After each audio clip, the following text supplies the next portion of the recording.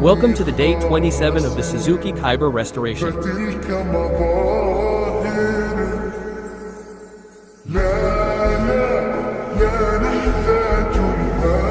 Today, we are fixing the gaps between the footboard and the floor.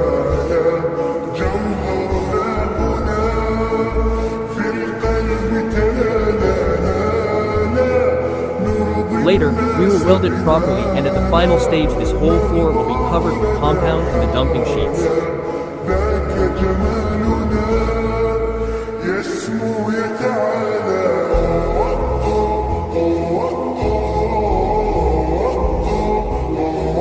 Now the footboard is 90% set, and we will move to cut the front pillar tomorrow to install a new one. Stay in touch and goodbye.